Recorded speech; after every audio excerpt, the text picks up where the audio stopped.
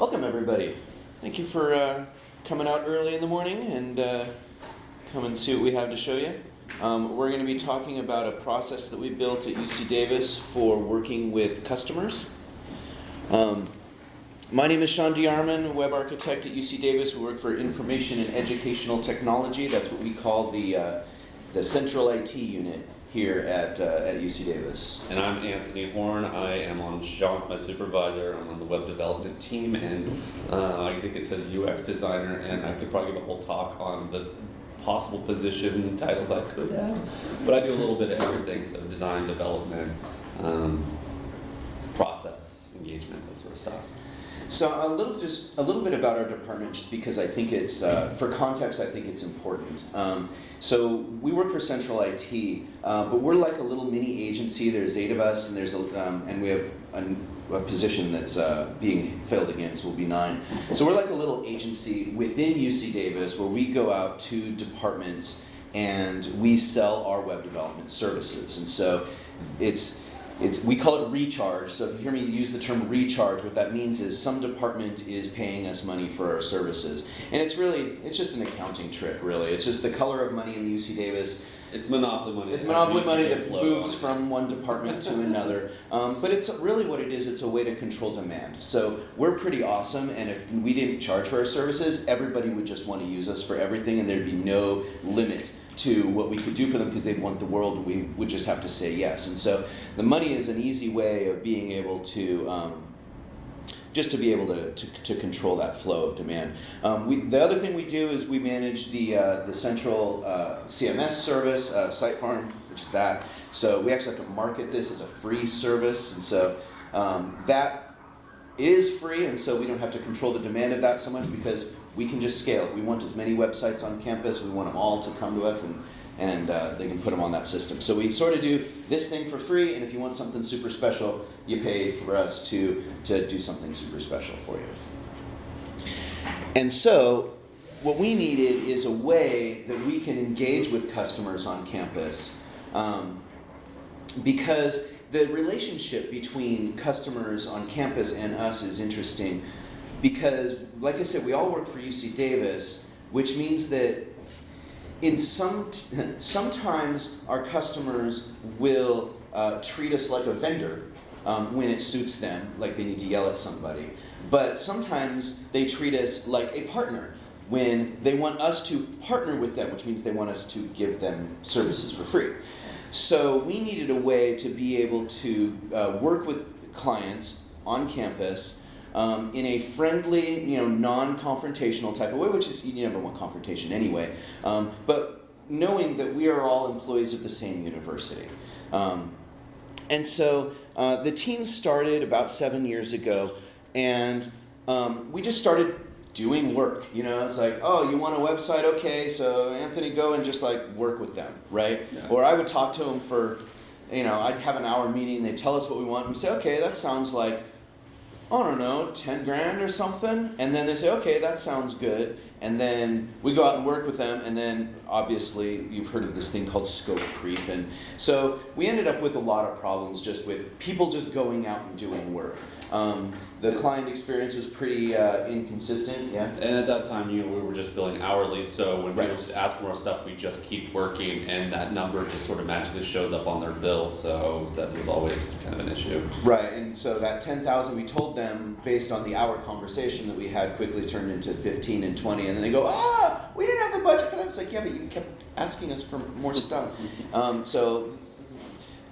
I found myself constantly in this paradoxical mindset of thinking that my staff was entirely overworked and we didn't have enough work all the time. It was this weird pull. And that single point of failure was just me because I was the one who had to go out to, it's on? No, I don't. Okay. I'm the one who had to go out to and do that first hour meeting, and I had to make these random guesses on projects.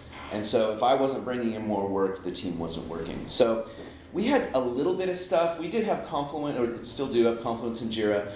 We had a couple things in Confluence, but not really much of anything. And we did use Jira for tracking the tickets and stuff. but we just had no consistent way of doing it. So in 2016, there's that logo there for ROW. That stands for Reimagining Our Work. And so on February 29th, Leap Day of 2016, UC Davis decided to do a Reimagining Our Work, where everybody all the staff on campus were not allowed to do their normal job, unless it was like fire and police, but still, everybody wasn't allowed to do their normal job. You had to do something else that was going to benefit the university or benefit your team, or if you needed a retreat or you needed a whatever. And so we decided we'd take this opportunity to put together a consistent client engagement experience, a process for engaging our client so that this experience would be consistent for them. Some people just went bowling. Some people just went, and that's cool too. Team building. Yeah, team building. We had a pretty strong team. We were pretty tight knit, but we just kind of went off and did everything ourselves. Right, and this was always something that we kind of wanted to do, but no one ever really had the time because they're busy working. And so it was like, okay, here's an opportunity for all of us to stop doing whatever we're doing and work together. So we did, and so this is, I don't expect you to read this, but we put together sort of a flow chart of what an ideal set of meetings would be. We had this idea of a discovery, which we had before, but the discovery was just like, okay, that hour meeting isn't going to work. We're going to actually do a few meetings, probably 10 or 20 hours, which they pay for. So we had that before, but we didn't have any consistent way of actually doing it. So we mapped it out in a discovery process and development process, and we put together talking points and notes for each of the main meetings, and we put them all into our client engagement space in Confluence. And everybody knew what was going on. Everybody saw it was there, and we had a more consistent process. This last one here is the budget and scope review. So after we do a discovery, kind of the very last step of the discovery is usually when we're talking with the customer, it's a program manager or something, but not necessarily the person who is the purse strings, right? And I'm a supervisor, but of course I have people above me. So I'm in a group called Professional Services. So the Professional Services manager, my manager, comes to this meeting as well sometimes, and as well as the budget authority in the department, so that my manager can sit down and look them right in the eye and say, "Did you ask your mommy and daddy for money to do this?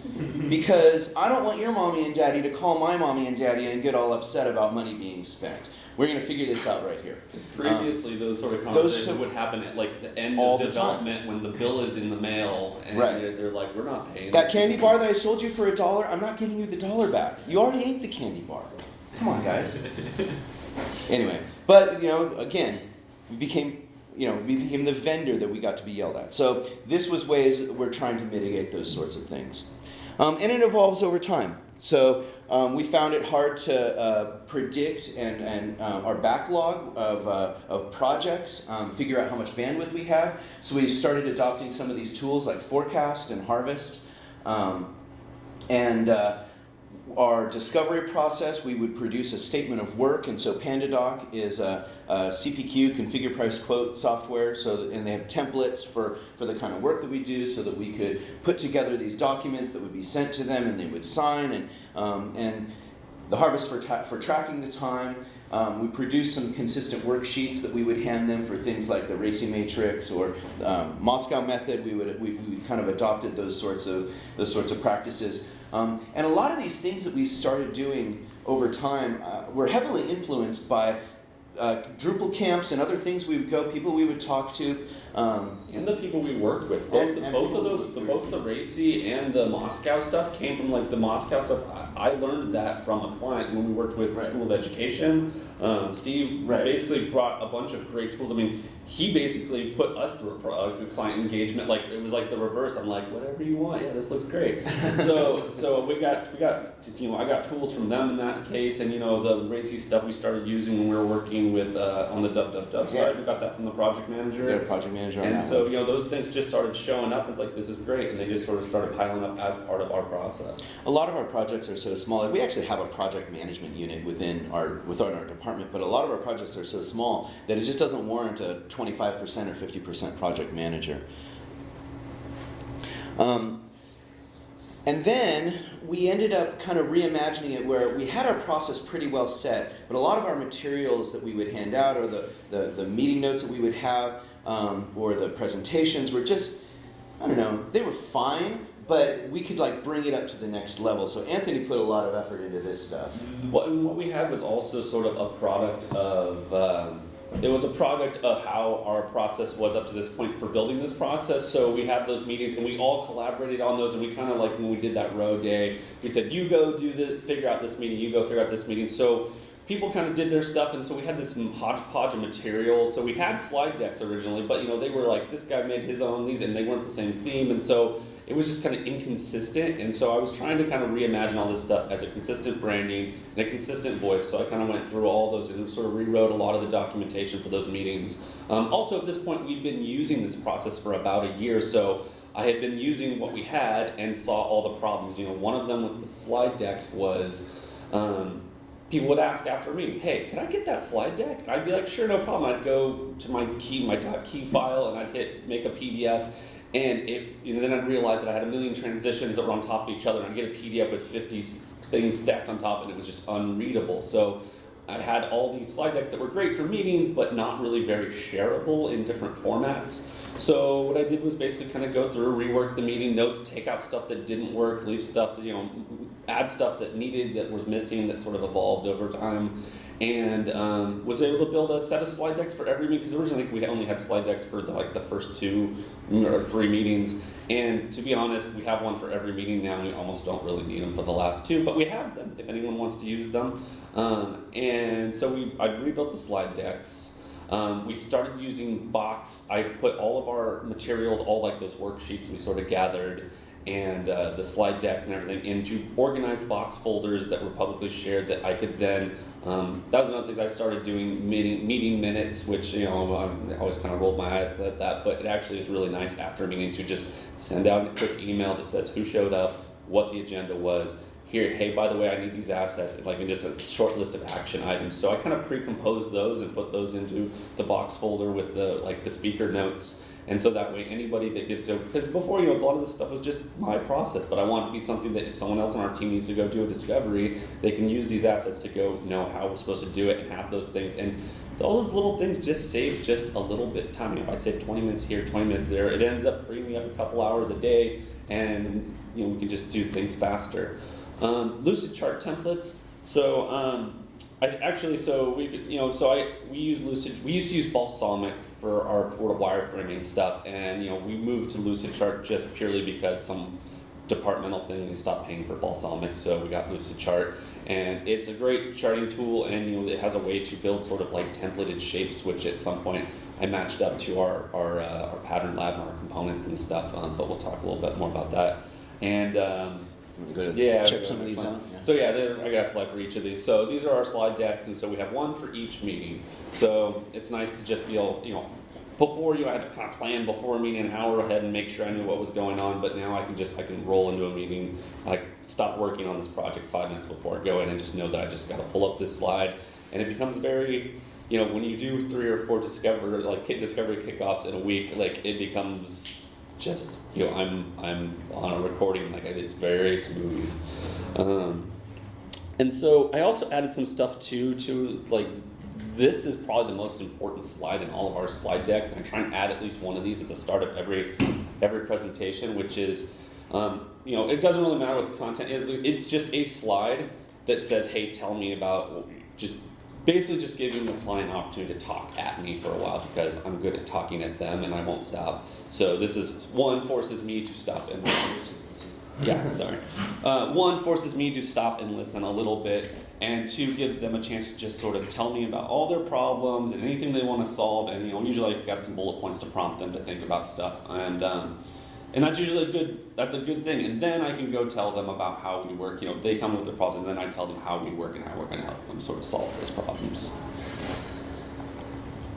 And so another thing was just how the slides were organized. So I reworked the slides to put a lot of thought into how they're organized, so that everything is sort of an evolution of explaining, because we have a pretty complex process. Some clients come to us and they've done some sort of development project before, and so they've worked in Agile, and some people are like, yep, this stuff all looks familiar, we have a Jira account, this is cool. But some people, we work with some clients that just have, web stuff is not their job, they just need a website and they've been put in charge of it. So just walking them through very slowly through, all right, well, persona is a fictional character, and it's used to write these user stories, which is, a story about a fictional character as a persona. I want to do something so I can accomplish a goal, and now that you understand what a user story, I can explain an issue, which is a user story, and all this sort of extra data that we use around that user story to estimate it and give you a quote for the work we're going to do. So what the process we use Agile, but we use we call it Scrum Butt, right? Scrum Butt, we do these things. And so it's a process called consultancy Scrum that was created actually by Four Kitchens, which is a Drupal agency.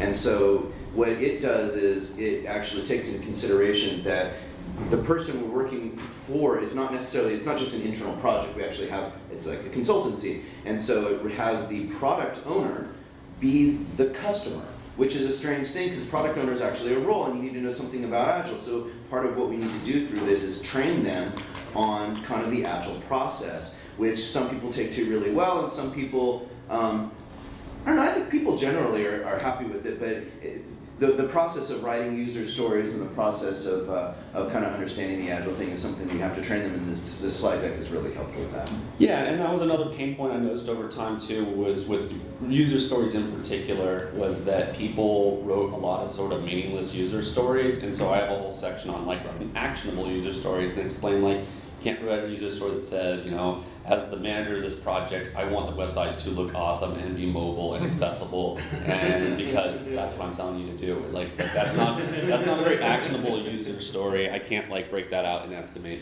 parts of it.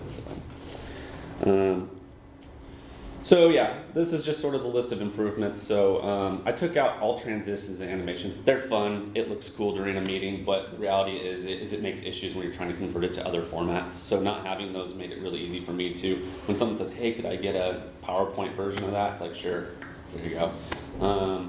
And then I hosted all those files in Box. So, and it comes in handy all the time. I think, Kiko asked me yesterday and his boss, hey, can I get the assets for this meeting? I'm like, link, there you go. And I don't have to go dig it out of a folder somewhere. It's just there, and everyone can get to it. And we always, if I get hit by a proverbial bus or whatever, they're there, and it's not buried on my computer somewhere. So we really improved our wireframing too. So with Lucid Chart, we have all of our sites are generally the same theme. We have a UC Davis approved theme that's built by our strategic communications. So we go through design processes with a lot of clients, but it's not like a complete branding rework. We're usually keeping the same colors and fonts, and they might have some extra branding, accent colors and stuff. But for the most part, these are what our websites look like. And in fact, I think this is actually a video. You can see that I have like a template that has every one of our components and heading styles and list styles and panels and filters and all this stuff. And so this really streamlined sort of wireframing meetings and like concept meetings when they're like, hey, we got this new content type and we need to do this. Because I can just sit down with them and say, all right, we'll grab that, put it there, and in very short order, we can sort of with very little work, I can build out fields on a page and stuff, and we can kind of concept stuff very quickly. And I've had nothing but good luck with this stuff. And there's a couple of these, and I wrote an article for our site, farm.ucdavis site, that shares all this stuff. So anyone on campus can go grab these set of templates and go play with them and just come to me and say, hey, this is what we want it to look like. So that's been really great. And then seeing is believing. You want to take over? Yeah, so we just recently we went over a few new projects and we used this new stuff and it was wildly successful and we were building this stuff. And what's that? UCLA? Yeah, so we actually did some work for UCLA too, and we took them through this process as well. And we tweak it a little bit here and there. If there really is not any design work to do, we don't have a whole design wireframing meeting with them necessarily. And sometimes if we're doing more of a web application rather than kind of just a standard website, like we're rebuilding an existing application, we'll do something like an architecture meeting where we'll dig into the system that's there and really try to figure out what it is and how it works and all the integrations. But yeah, we've had really good luck or really good success with this process over this is about the last I don't know, a year, and there's more projects, but these were some big ones that we did. And so just sort of wrapping up this section, analyzing our success. So, these are, I think this is pretty much a recap of the first These slide. are the problems we had, and we found that we have a very consistent client experience. Budget overruns happen, but they are way less frequent than they've ever been before. Because I can plan out our bandwidth, we still have people that work a little hard sometimes, and sometimes have less work to do, but it's not nearly like it was before. And anybody can do this discovery now. Anybody can run a project. We have all the materials needed to do it. And implementing a client feedback form after each project where they can provide us with feedback on how that process went allows us to continue to evolve it over time. Next. All right, so duplicating success. So we did this, we went through this, and at the end we were pretty satisfied with it. And obviously it's a continuing process. About every year I kind of sit and think and say, hey, what can we do differently? What have we done?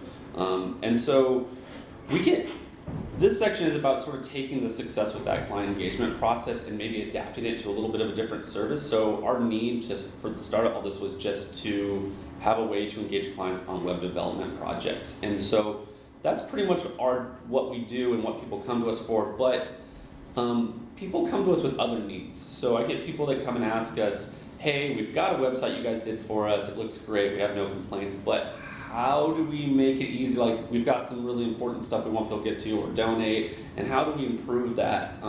We don't think that people are getting to information as quickly as they can, and someone complained that something's buried too far in the menu, or they got to click 5 times, or they come to a page from Google and they can't find this thing or that. And so originally people would ask me to do stuff like, hey, here's my fire hose of an analytics account with no filtering or anything, and just tell me what's wrong and we'll fix it. And so we kind of were providing UX stuff a little bit, but we're looking to the future and trying to figure out a way to sort of duplicate the success of our client engagement by doing the same sort of thing with a user experience process of some sort. So because the old template doesn't fit the need, sort of. So I think we've sort of tried that a little bit, just sort of working it into regular development. But again, if they're not really trying to do a bunch of development, they're really trying to do, essentially they're asking us to do research for them. They want us to come and research, how users are using their website and make, user design changes based on sort of that research. So the reasons is we get requests. We've done little user experience sort of stuff in the past for people on little one-off bases. We have team expertise. We're looking to repeat success and improve our client products that we offer. But we definitely were missing a piece of, there's definitely missing expertise. So, we definitely have user experience design chops, but we don't necessarily have good, I don't know if anyone on the team really has a background in UX strategy. UX stands for user experience. User experience strategy, user experience research, that sort of stuff. We have done a little bit of it with WWW. We did like the focus group, and we did like sat people down, and that was for Cypher. We did that. That was for Cypher, and that was really successful for us, and it was really eye-opening. And again, we had really good results with it, but we don't really provide that to our clients. So, and the other thing is I've done a lot of research, and there's not a good model. I have yet to see anyone really outline a good user experience process for higher education. Most of it's really designed around, is really profit-driven. It's like, all right, we go understand our users, do a bunch of focus groups and research and understand how they're using the site, but they're all just trying to figure out how to make the site sell more stuff so they can show the profit margin. And that's not kind of how we operate in higher education. So it's been really difficult sort of figuring out what that model looks like for higher education. And then who's going first? Do we just it's sometimes difficult to offer a service that we've never offered before, and no one wants to hear you're the guinea pig, let's charge you a bunch of money to figure this thing out. So we have an internal project within IET, and so I think we're probably going to use one of those to sort of go first and sort of give this a trial run and sort of figure out what works. But the idea is to sort of start in the same way we started, with a set of meetings and bullet points, and sort of evolve it from there. And then figuring out how much or how little is required to see results. I don't want to put together a process that costs $50,000. No one's going to do it. Once they do it, it's like you got, especially with user experience, the idea is to do it and then do it again and then do it again. So, it can't be too expensive. And then, of course, if it's something like that where it gets done over and over, is it really a one-time service or more of a subscription? And, there's a whole business model needs to be built sort of around that. So this is very much in process. So unfortunately, we don't have a lot to show you there. But the process is still the same. The idea is we want to start with the knowledge we have, go use it, mature it, eventually evolve it into something that's branded and looks very professional, and then go get feedback and analysis and sort of do user experience for our user experience process. And so that brings us to research projects. Yeah, so we started the group providing this service, like we said, for web development, and we're looking into doing user experience, which is heavily related to the web development that we're doing. But there's a big need on campus for research programming, and so this is different. There was another unit in IET that provided this to a limited extent, where they would get hired by a researcher with a grant that needed to have something built. It might have been a web application for collecting data. It might have been a series of Python scripts to process a bunch of data and stick it into another database or make it available for statistics software or whatever.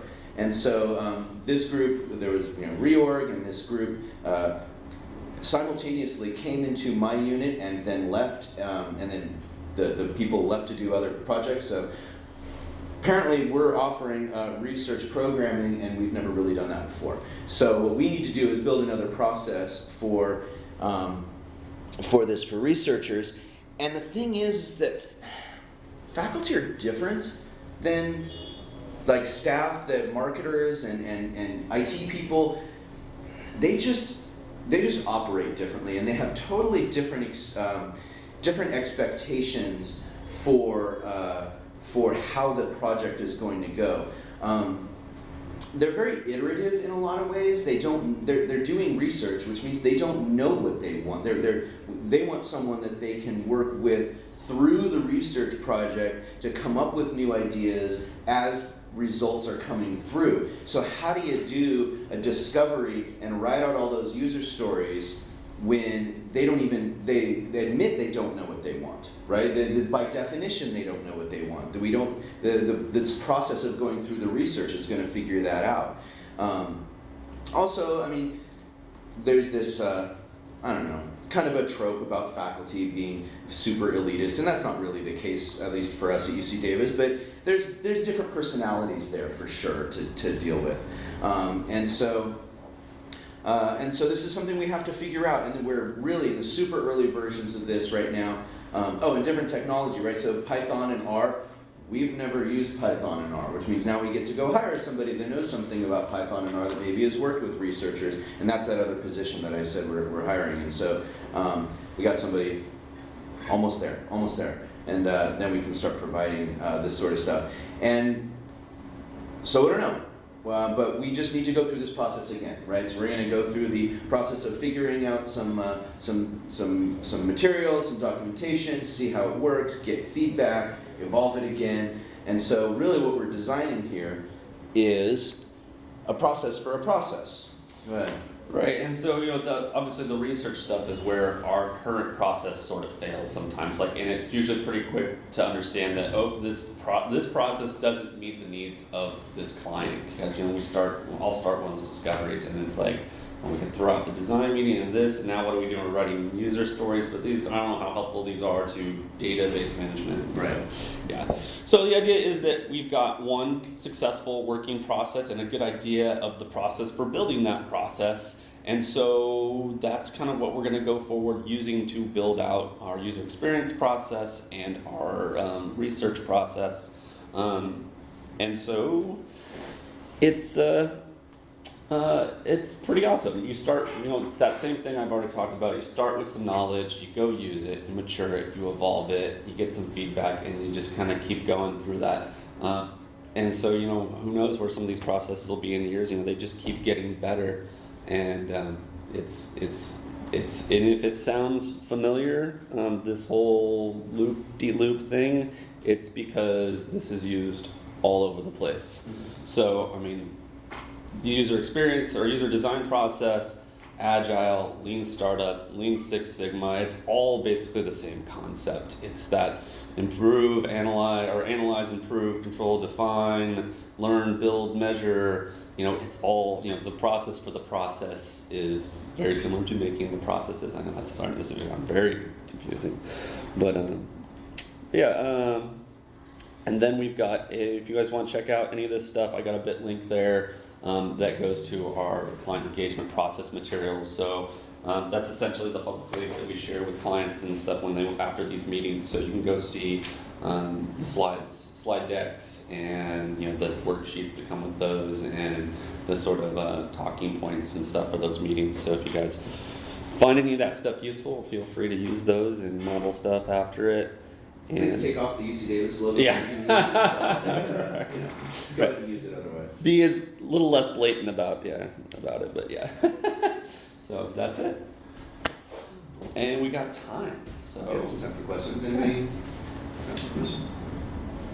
Yes. I'm not sure if it's a question, but the user experience for higher ed, definitely interested in that space. I work with higher ed and city and nonprofit, and it's similar. And even in the nonprofit space, the stuff that's been done there, I feel like is just donor, like how to get more donations, which is important, but also not the whole picture. At least it's something measurable. That's one of my, and I've been talking to a lot of people and trying to get as much feedback. And this whole presentation is sort of my a way for me to ask all of you, hey, is anybody else doing anything like that? And have you had any successes? Or please share if you've done any of that stuff. Because I've done. There's a lot of tools for and that's a big part of it is the UX research bit. Because originally I went into that process to build that process, and I got lost for like a day. So I started building spreadsheets, and I started building slide decks, and I was like, whoa, all right, I've gone too deep, and now I'm lost and confused. I kind of took a step back and said, all right, well, I think originally the goal for this was like more around user experience design, and that's usually more of the service we get asked for. But then I realized that this is really, this process is going to be a whole lot less about user experience design. That's really just the work part of it at the end is like, all right, we've got something that needs to be improved to improve the user experience, let's design it. But first you have to come up with the problem. So it's a matter of doing the UX strategy, and so there's I found a lot of really good tools for that. The business model canvas is an amazing tool. If you've never seen that, check that out. There's Lucid Charts has templates for it. There's lots of videos and stuff online about it. But it's a way to map out your channels. So a website is a channel to the user. Who are the users, and what are your channels? Websites, social media, those are all channels between you and your customer base. And then you map out partners, and you map out assets, and it's got a lot of business stuff in it. But there's a lot of really good value in that part of the research to help your client understand themselves and their users enough to go do research like user testing, sitting people down, doing wireframe stuff that they can go test on people.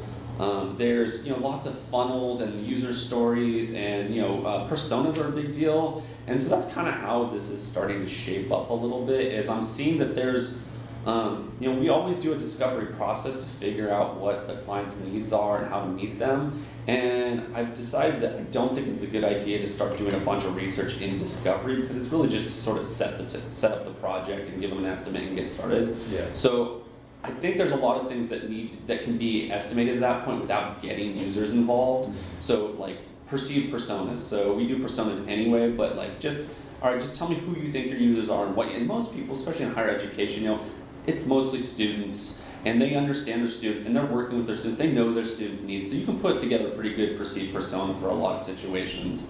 And hey, what do you think your business goals are? Because sometimes that's not super clear in higher education. And hey, what do you think the process of people getting to these pages and this information should be? And so it's about a lot. I think it's going to be a lot about building perceptions around all these user experience things that they want to improve.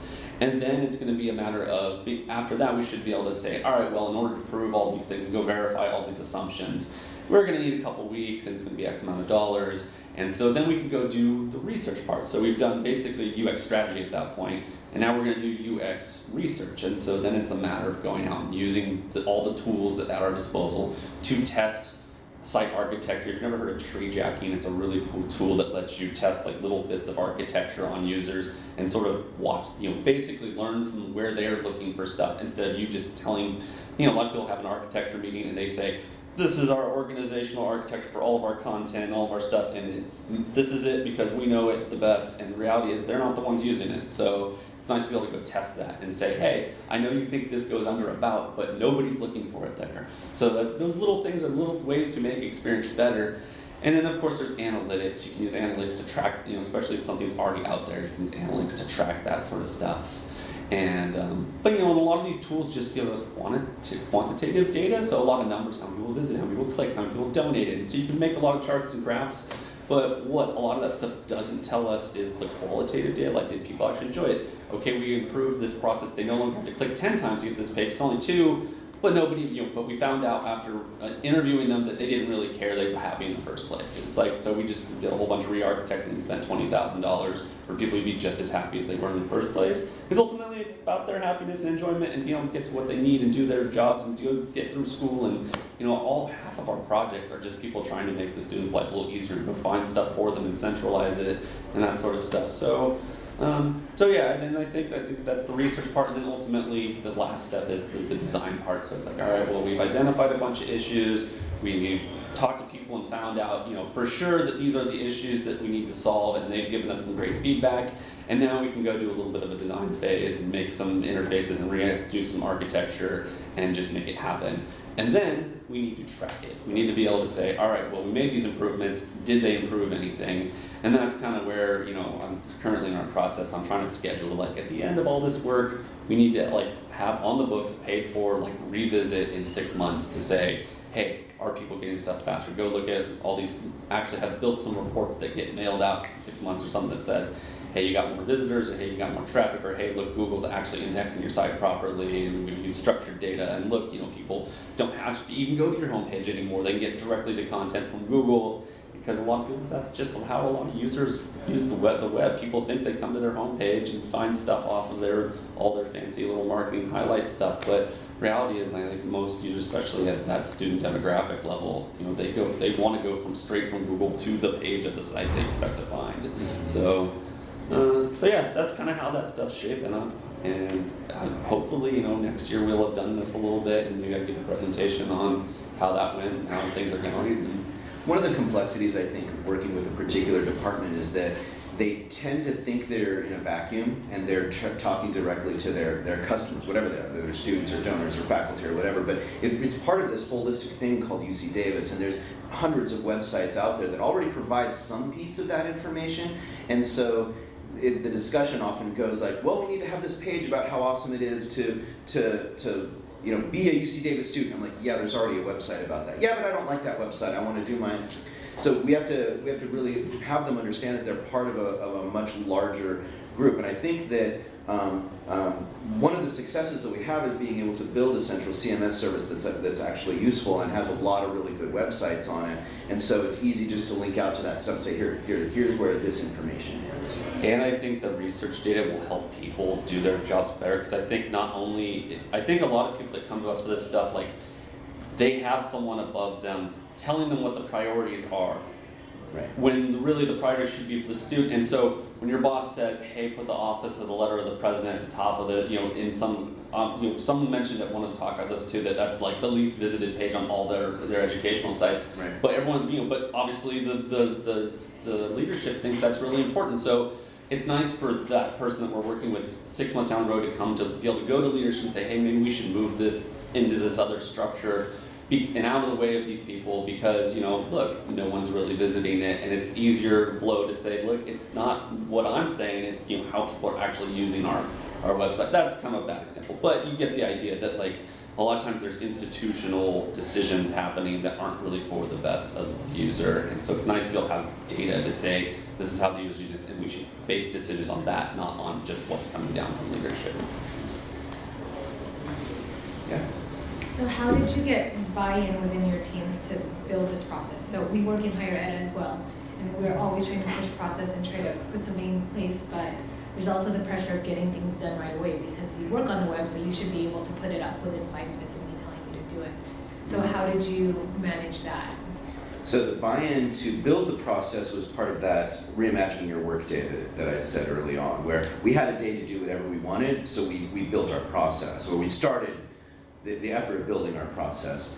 And so are you talking about buy-in within my department to actually spend the effort to build a process, or are you talking about buy-in from our customers to actually go through a process? Both. Okay, go for it. I go rogue. Mental tackle. No one. Yeah, there is no one's that. Sean's never gonna come say, "Hey, Kiko or whatever, one of our managers made a big budget for you to go do process stuff." I don't think that's ever gonna happen. No. So essentially, I have my work, and these things improve my work. So even if I if things slow down on a project and I take some work on this, eventually it saves me time. The fact that this process has evolved so much has saved me a ton of time, and it allows me to have more free time to do more of this stuff because it streamlines my process. Like I said, I don't think I mentioned this, but what used to be 2 hours of bike shedding for the first meeting and 2 hours of bike shedding for the second meeting, sometimes I have a 1 hour meeting and we go through 3 of these meetings in 1 hour, and that just freed up 4 hours of my week. That's 4 hours I can now spend on more process stuff or whatever. And I don't say to Sean hey, I got 4 free hours, fill it with something. I just go work on it. So, Yeah, and I think the discovery thing, we got bit by that early on, where I did a bunch of work to figure out what a customer wanted. We had all these meetings, and we went back and forth, and I must have spent 30 hours on this. And then I said, okay, this is what we're gonna do. And they're like, oh, that's too expensive, we're not gonna do it. But I didn't charge them for any of that discovery. And the way we work with this recharge, it is literally how much our time costs. We're not allowed to make a profit. A lot of agencies, they'll charge $175 an hour, $200 an hour, because they know they're gonna have to spend 50 hours doing discovery and sales and all that kind of stuff. We don't have that luxury. So that was a real kick in the pants to say, okay, we're gonna charge for our discoveries. Nobody's gonna pay us to charge. Well, they do, right? We just say, if you want to work with us, we're gonna go through a discovery to figure out what you want. We're gonna have to figure out this stuff anyway. You're gonna have to pay for it anyway. Let's do it before we know what we're in for the long haul. And that's been successful, and it's been even more successful once we started, really perfecting that process. The other thing I want to say is that we got a new associate CIO about 2 years ago. And he came around, he meets all the people, and he meets all the supervisors, and Kiko says, okay, Sean, I want you to show him what your client engagement process is. And so this guy's coming from corporate. He was the CIO for GM Mexico. He's an ITIL guy. He's a Six Sigma guy, and he's a process guy through and through, right? Auto industry is all about process. And I said, okay, so I showed him this. He's like, this is awesome. This is great. We should be doing this everywhere. And it's like, cool, right? That makes me feel good. That he's just stoked that we have a process and we have a chart and we have, arrows going from box to box, When everybody else is like, yeah, we just work and we do stuff that people tell us to do. And so now we have a model we can share with other people that are struggling with the same issues. We're not the only department within IUT that has issues figuring out how to engage their clients and how to keep, organize this stuff. And, another thing to your point is, it helps to have really good leadership. He's a great supervisor, and everybody going up the chain is all the way. Now we have Michael up there at the higher level, but there's a level of trust that comes down. It would be harder for me to do this sort of stuff the way I do it if I was micromanaged more. But there's a level of trust with most of our team, and I see the faces. So that's difficult, and I've dealt with that in the past. And it's very difficult to get stuff done when you're being micromanaged. And so when you have that level of trust, it's easier to just go, because as long as my clients are happy and and things are getting done with our clients on the budget we told them there's getting done, everyone's happy, and if I need to go take some time to go work on stuff to improve our department, and there's going to be no backlash to that. Yeah, the dirty little secret is that the money is far less important than the perception. So it doesn't matter whether it doesn't matter whether we make our money back nearly as much as that we don't charge more than we said we were going to charge, if that makes any sense. Because when that happens, people get mad, and my friend's mommy goes talk to my mommy, and then they don't want to deal with that. So just being able to have a consistent process and be able to estimate relatively close, and then just run through the process so that we can hit our budgets is really important. And it's even more important that we don't charge them more, even if we do a little more work. That's how it works. I think we're at time. Are there any last minute Any last questions? All right. Thank you very much, everybody, for coming. I think we got half an hour too. I think the next one doesn't start till 10:15, right? So we got some time. All right. Red button again.